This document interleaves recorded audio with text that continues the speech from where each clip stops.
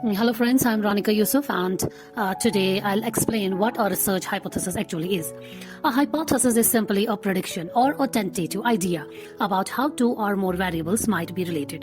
It's not a final conclusion, it's more like a starting point. Before starting any research, we form this educated guess. This helps us move from just theory or curiosity to something we can actually test with data.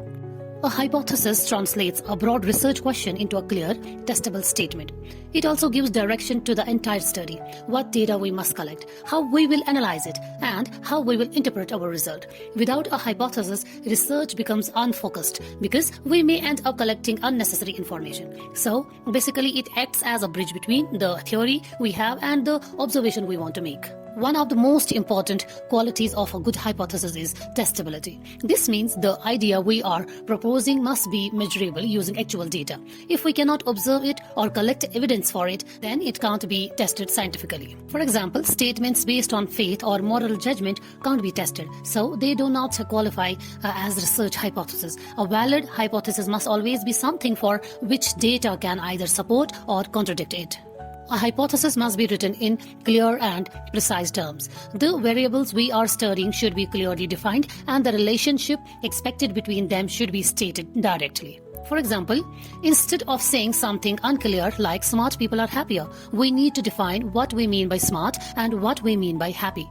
This clarity makes the hypothesis easier to test and also ensures that different researchers can interpret it in the same way. Another essential characteristic is specificity. A hypothesis must be narrow and focused on a particular relationship within a particular group or situation. If we make it too broad or try to include too many factors, then it becomes difficult to test and the research lost direction. A specific hypothesis leads to more meaningful and manageable research design. Then relevance and simplicity. A good hypothesis must be relevant to existing theories and research. It should contribute something new, fill a gap, or add clarity to a topic. At the same time, the hypothesis should be expressed in a simplest possible term. This is called parsimony. Even though real-life relationship can be complex, the hypothesis is easier to test when it involves fewer variables. So, relevance ensures the work is meaningful and simplicity keeps the research practical. In statistics, we generally begin with something called the null hypothesis. This states that there is no effect or no difference between the variables we are studying. It acts like the default assumption. The purpose is to check whether any observed difference in the results is simply due to chance or whether there is a real effect. So, the null hypothesis keeps the research objectives. We try to see if we have enough evidence to reject it or not. Then is the alternative hypothesis, which is the opposite of the null hypothesis. It suggests that there is an effect or that the variables are related. This is usually what the researcher expects or hope to find support for. Alternative hypothesis can be directional. For example, saying one group will perform better, or non-directional, simply stating that there will be a difference without specifying the direction. This forms the basis for statistical testing. When we formulate a hypothesis, we begin by identifying the problem or question we want to explore. Then we define the variables clearly and begin to look for possible relationship between them based on theory or previous research.